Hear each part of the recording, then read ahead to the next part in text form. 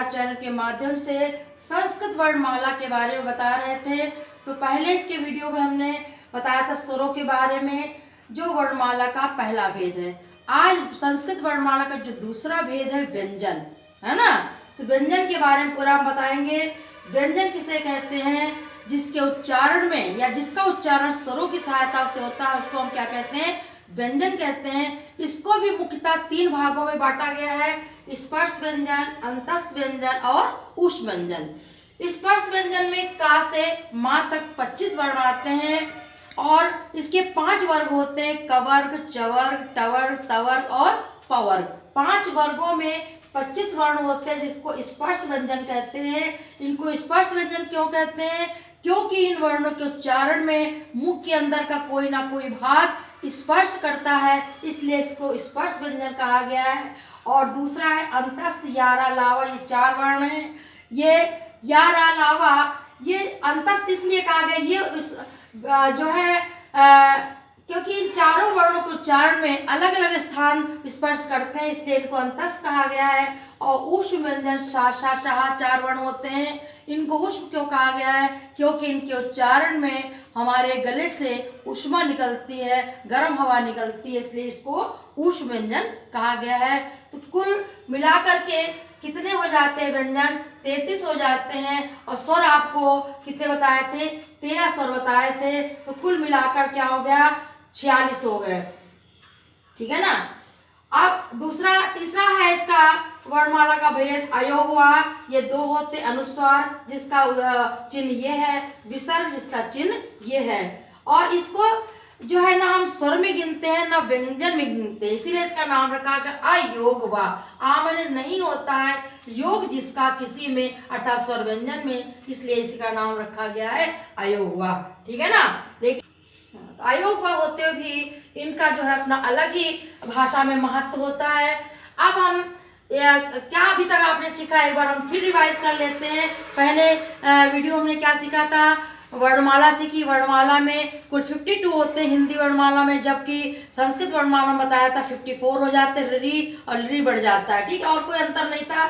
फिर जो है पहला भेद जो है स्वर, दूसरा व्यंजन और तीसरा अयोगवा होता है। स्वर के भेद आपको बताए थे, स्वर के 3 भेद हैं: ह्रस्व, दीर्घ और प्लुत। उनका भी हमने आपको डिटेल बताया था, ह्रस्व क्या होते हैं, दीर्घ क्या होते हैं, प्लुत क्या होते हैं। और आज हमने क्या सीखा? दूसरा इसका भेद है वर्णमाला का व्यंजन। व्यंजन आपको बताया जो है का से माँ तक स्पर्श व्यंजन, ये हिंदी में आपको सब समझा चुके हैं। काका का प्रत्येक वर्ग जो है उसके पहले वर्ण के हिसाब से नामांकन किया गया है। जैसे काका का अंगा का पहला वर्ण क्या है? का, तो कवर नाम रख दिया गया। चाचा चाचा यहाँ उसका पहला वर्ण चा है तो उसका नाम चवर। टाटा टाड़ा उसका पहला वर्ण टा है तो टा। ताता दा ना उसका पहला वर्ण ता है। और पापा माँ उसका पहला वर्ण पा है। तो प्रत्येक वर्ग के पहले वर्ण के अनुसार उन वर्गों का नाम रखा गया है। और सारे वर्ण जो है मुख के किसी न किसी भाग से स्पर्श करते हैं, इसलिए इनको स्पर्श व्यंजन कहते हैं। ये चारों ही वर्ण जो अलग अलग स्थानों को स्पर्श करते हैं, इसलिए इनको अंतस्थ नाम दिया गया है। इसमें से हवा गर्म निकलती है, इनको बोलते हैं, इसलिए ऊष्म कहा गया है। इतनी बात आपको समझ में आ गई होगी। इसी को आप हम फिर से अभ्यास करते हैं, इसलिए अभ्यास करते हैं कि आपके दिमाग में पूरी बात आपकी ढंग से बैठ जाए। देखो बच्चों, पहला है व्यंजन, कुल मिलाकर कितने माने गए हैं? अभी आपको ऊपर बताया हमने 33। स्पर्श व्यंजन वर्णों के प्रत्येक वर्ण में कितने वर्ण होते हैं? काका गंगा बताया आपको 5 वर्ण होते हैं, ठीक है। यारा लावा को व्यंजन कौन से कहे जाते हैं? ये आपको ऊपर बताया हमने, क्या कहे जाते हैं? अंतस्थ। मेरे साथ साथ आप लोग रिवाइज करते जाइए, ठीक है। अयोगवा 2 है, कौन कौन से? अंग और आहा, ठीक है। तो अयोगवा आपको बताया अंग और आ होते हैं, इनका चिन्ह आपको ऊपर ही बता चुके हैं। संस्कृत वर्णमाला में स्वर व्यंजन कुल मिलाकर कितने आपके हो गए? 33, 43 और 3 46, 46 वर्ण हो जाते हैं, ठीक है ना। अब देखिए, सॉरी एक हम आपको भूल गए हैं, घा वाला शाशा शाहा, ये कौन से व्यंजन होते हैं? ऊष्म व्यंजन होते हैं। कौन से होते हैं? ऊष्म, ठीक है। निम्नलिखित वर्गों के वर्ण लिखिए। तवर में क्या आएंगे? ता, था, दा, धा और ना। चवर्ग में आपको ऑलरेडी भी बताया था, चवर्ग में चा, छा, जा, झा और या। टवर्ग में टा, ठा, डा, और ढा और अणा। ठीक है ना।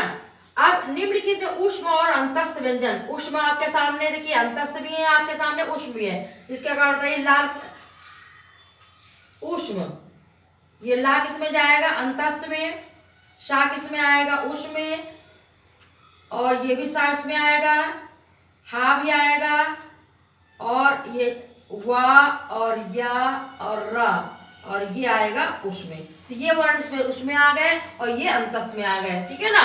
अब अगला देखिए, निम्नलिखित वाक्यों में शुद्ध व अशुद्ध छांटे। स्पर्श व्यंजन 33 होते हैं, नहीं, कितने होते हैं, अभी आपको बताए थे 25। ठीक होते हैं, 25 होते बताए थे ना, तो ये रॉन्ग हो गया। और अंग और आ आया हुआ है। शा शा शा अंतस्थ है, शा शा शा क्या अंतस्थ नहीं है ना, 11वां अंतस्थ है, तो ये भी रॉन्ग हो जाएगा। व्यंजन कुल मिलाकर 46 है। ठीक है ना। हाँ, फिर 11वां उसमें है नहीं, क्या है, अंतस्थ। निम्नलिखित का स्वर व्यंजन, अब स्वर व्यंजन तो आपको मालूम ही है।